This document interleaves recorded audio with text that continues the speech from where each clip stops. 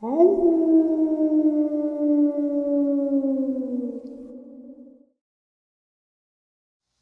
greetings and salutations, everyone, and welcome to, depending on wherever you may live or however you look at your clock, this early morning or middle of the night bonus upload. Before we jump into it, a couple links.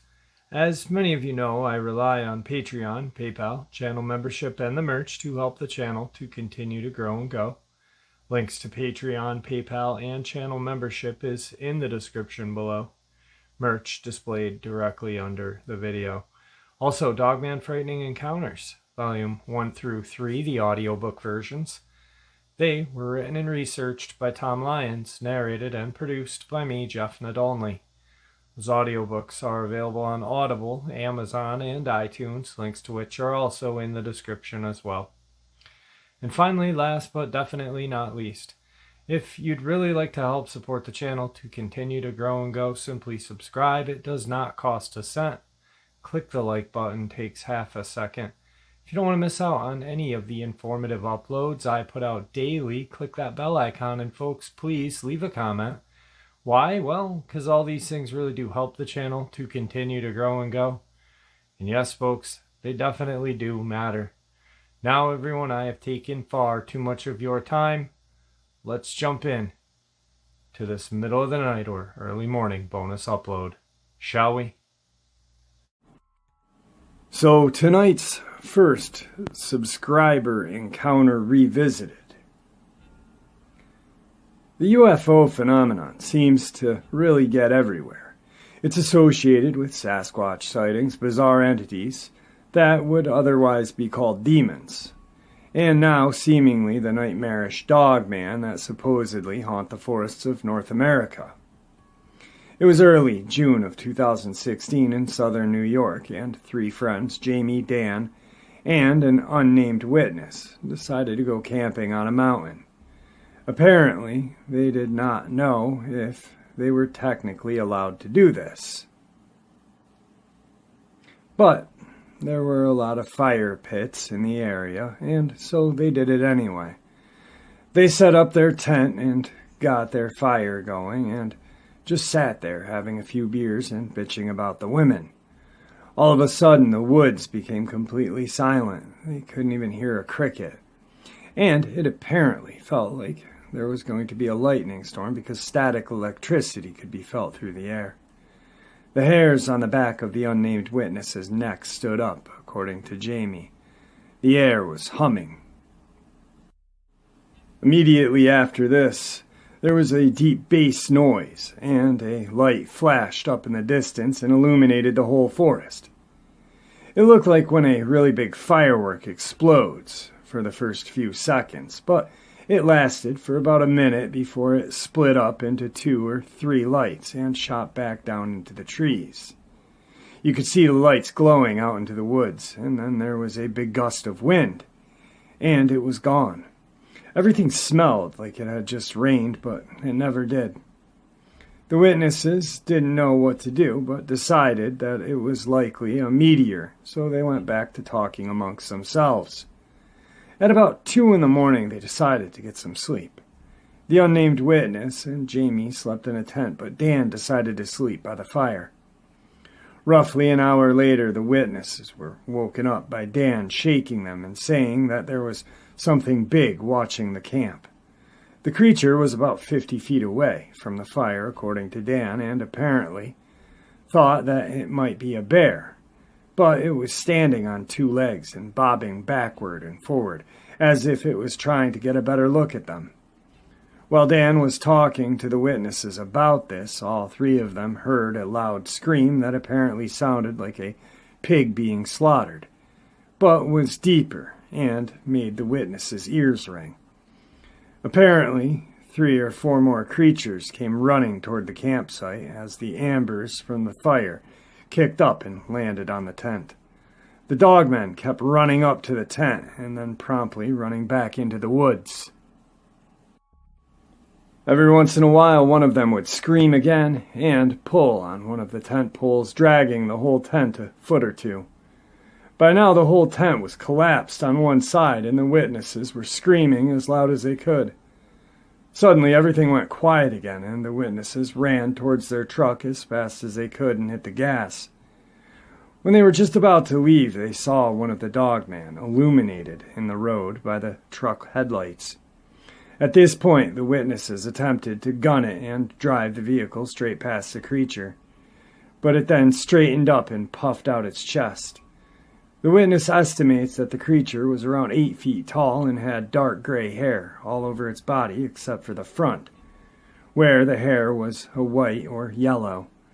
The face looked like a dog, but not really. Apparently, the witness knows what Bigfoot looks like, and this was different. The Dogman didn't even move when the witnesses drove at it, and they had to swerve the truck around it to avoid running it over. They drove back down the mountain and parked the truck at a gas company parking lot and considered telling the local police, but were discouraged because they didn't know if they were camping somewhere where they shouldn't have been. In the morning, after the witnesses had sobered up, they drove back to the campsite to find that their property had vanished, including the tent and the cooler. Tonight's second encounter. Now, this subscriber I am going to diligently work on to get him on the program so he can explain exactly what was going on. This is a very interesting encounter. Saturday, 6:30 in the morning, 2004, outside of Crawley, Louisiana. Foggy morning, hunting along an abandoned set of railroad tracks with my hunting dog, Hunter Bone, a German Shepherd trained to kill in the Louisiana bayou. Hence comes something out of the fog walking between the railroad tracks. Then, standing before me, was this huge, giant dog thing with a wolf-like head and built like Arnold Schwarzenegger. My dog and I were petrified, stone-cold frozen, terrified. Yellow eyes, big teeth, 7 foot or larger, 400 pounds of werewolf creature growling at us. I raised my 12-gauge Remington and shot off a round of triple buckshot over the damn thing's head. Blammo! The wolf dog jumped up and violently shook. Then it ran back over the train bridge and into the swamp. We ran back up the rails to the pickup. I do recall turning at about 50 yards to fire 2 more rounds for insurance reasons. I then drove back to Crawley, Louisiana, and pulled into an Exxon gas station and told a Louisiana State Patrolman. I just almost killed a dog creature on the old railway 20 minutes ago. You did? Well, you might want to keep it to yourself. Our supervisor told us not to discuss these types of stories so the public won't be alarmed. I've seen big critters run in front of my cruiser, and they are not small animals. So, with that, I returned home and called the Louisiana wildlife people. Their response: "Sir, we don't need booty man stories and such. So, call us back if you need our assistance." I click, he hangs up the phone, and I went for a single shot of whiskey to calm my nerves. I've never returned to that area in years.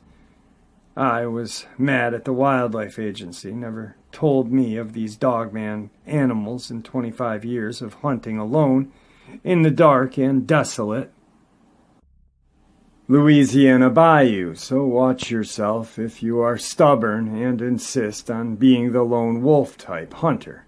God bless and stay safe. This is the second email that gentleman sent me 2 days later. The McCaffrey poultry facility south of Shreveport, Louisiana, was invaded by numerous werewolf-type creatures recently and was witnessed by several farm workers trying to get to the chickens to devour them. One of the workers recalls the were-dog was walking upright on 2 hind legs and coming towards me. I went to the work truck and seized a shotgun to ward the thing off.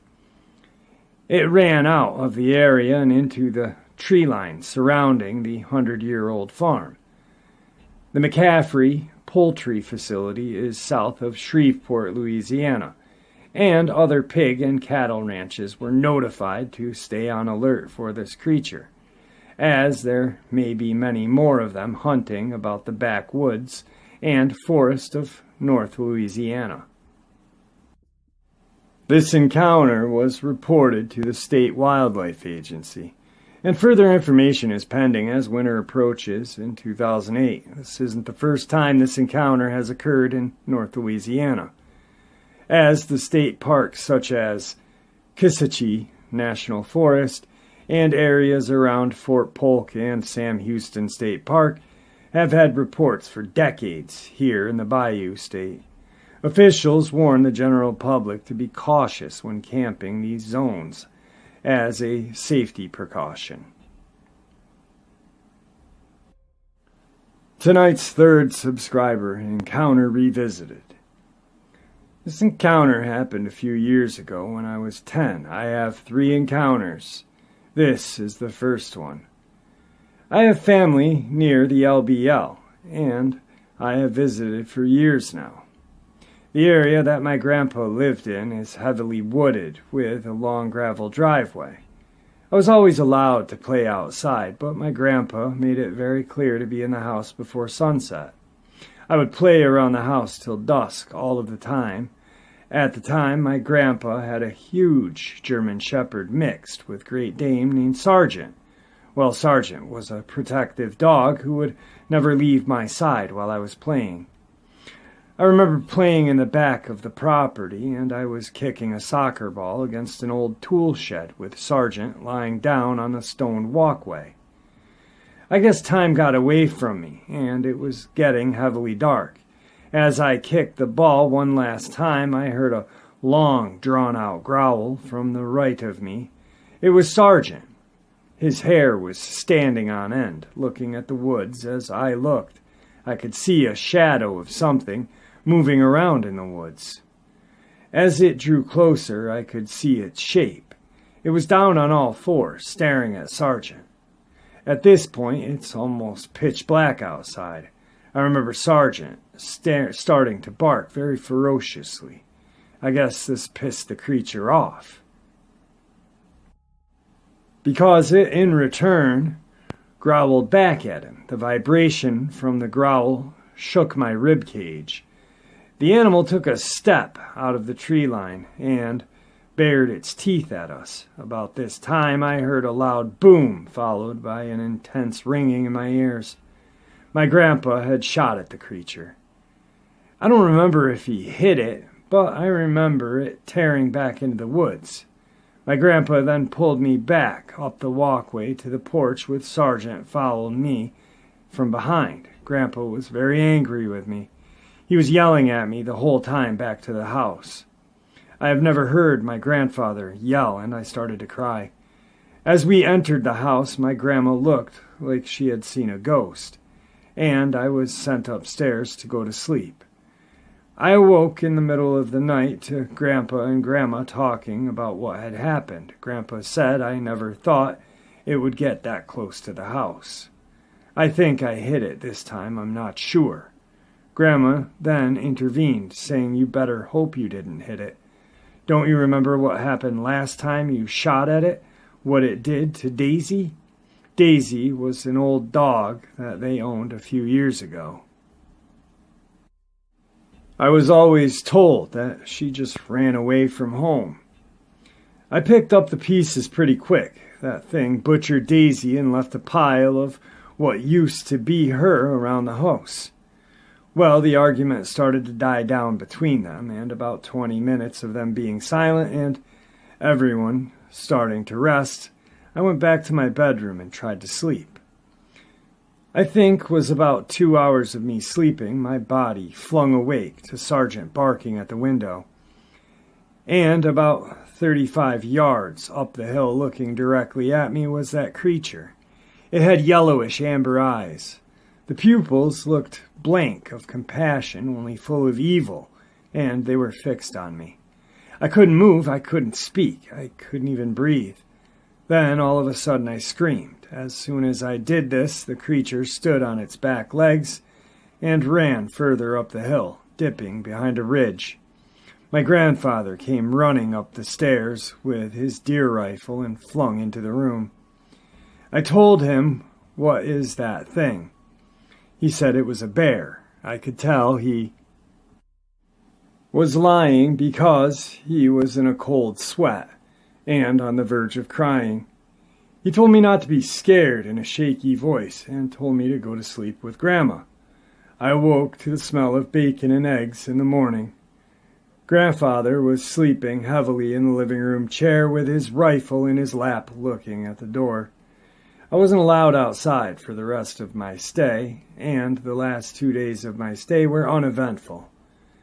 I gave my grandpa and grandma a big hug, and my parents picked me up, and I went back home.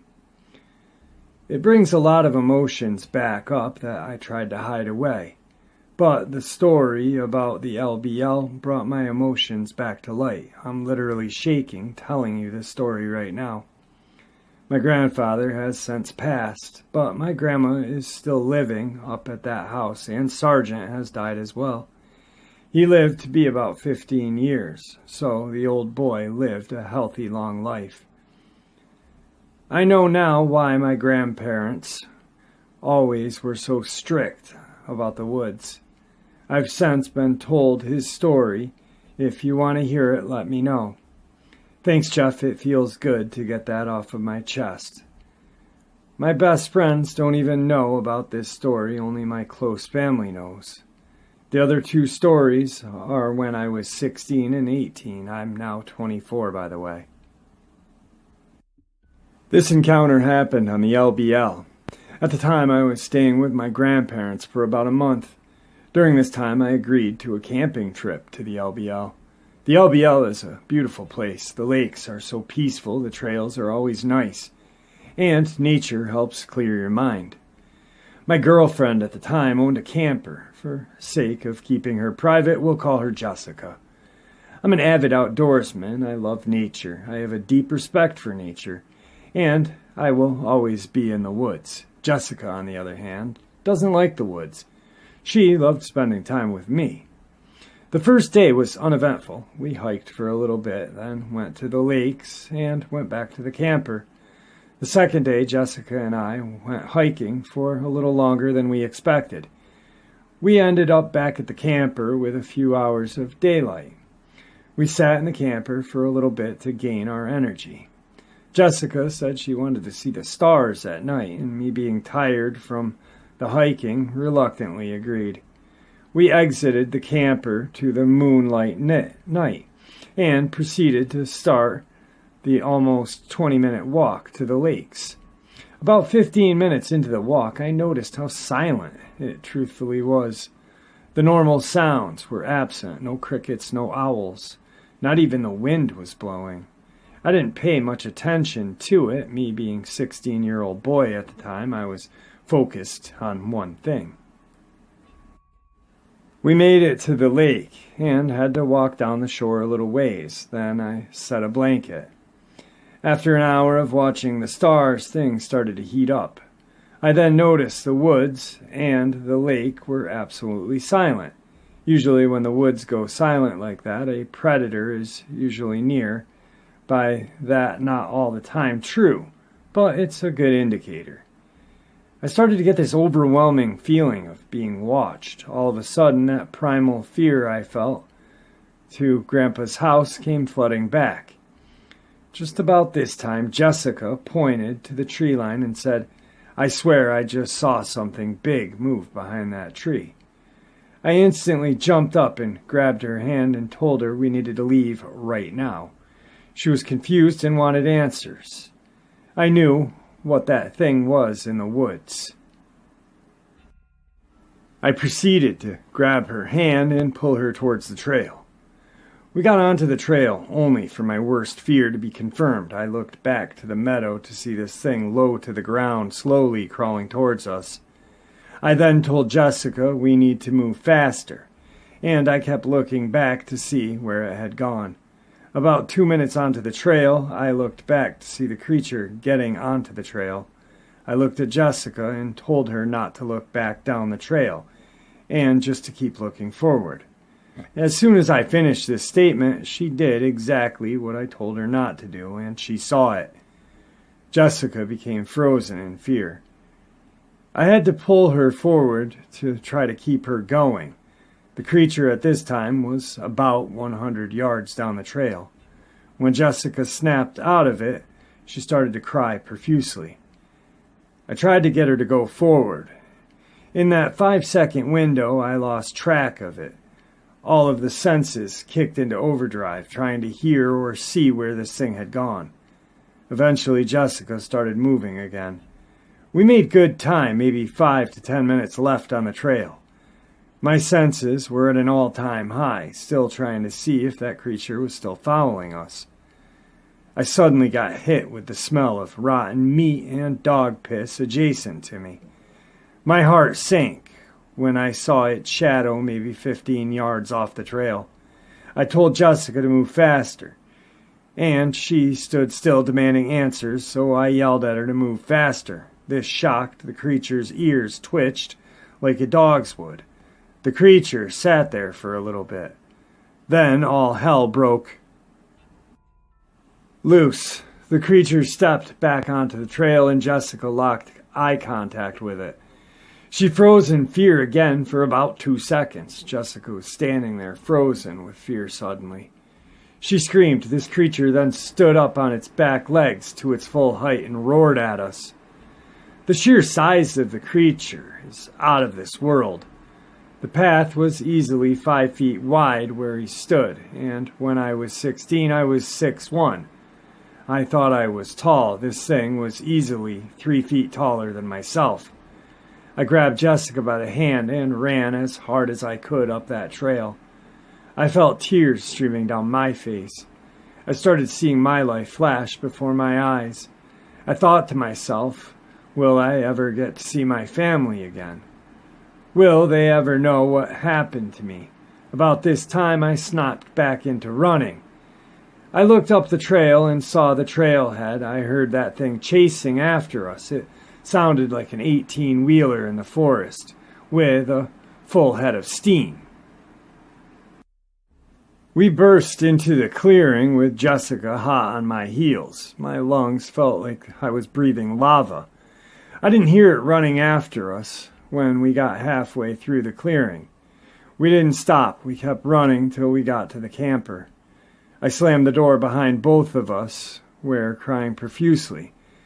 We sat there in silence for what felt like hours, then Jessica broke the silence by saying, "What the fuck was that thing?" in between sobbing breaths. I knew exactly what it was. I told her I didn't know. I cuddled her, trying to calm her down. For about 30 minutes of cuddling, she fell asleep. I tried to stay awake, but I fell asleep with a knife in my hand. I awoke to heavy footsteps on the gravel. My heart skipped a beat, and I heard whatever was do a large sniff and walk a few laps around the camper, then leave. I soon fell asleep again. I awoke to the sound of birds chirping. I sat there for a few minutes and heard nothing. I exited the camper and instantly got hit with the strongest smell of really old dog pee, but 50 times stronger, with bleach in it. I heard Jessica start to stir in the camper. I walked back into the camper and gave her a big kiss and told her not to talk about what happened to anybody. We gained our composure and left early in the morning. Jessica and I are still close. She's one of my best friends now. I talk with her almost every day. That happened almost 10 years ago, and we've only talked about it 2 times. She flat out refuses to talk about it to this day. I tried to ask her about it a few days ago, hoping I could get some details from her side of the story. She shot me down within seconds. As I've said, I've always loved the outdoors. I've been in the woods ever since I was 6 years old. I love hunting, fishing, and hiking. This encounter happened when I was 18. My grandpa owned a large chunk of property. We worked hard to keep the property healthy year-round. I remember learning about this buck, which was a good-sized boy at the time, a 12-pointer with a beautiful spread. I studied his scrape lines and this morning routine. The day finally came, opening morning of rifle season. I got up about 4:30 in the morning, eager to get to my stand. I hit the woods in full stride, getting to my stand hoping I could intercept the big buck on his way to his bed. The crack of dawn started to come through the trees. The birds were well and alive. The forest was active with the normal sounds until about 7. The woods went dead silent around 8. A few minutes went by, and I heard the crunching of leaves on the top of the ridge. Walking and scrape lines, the deer left.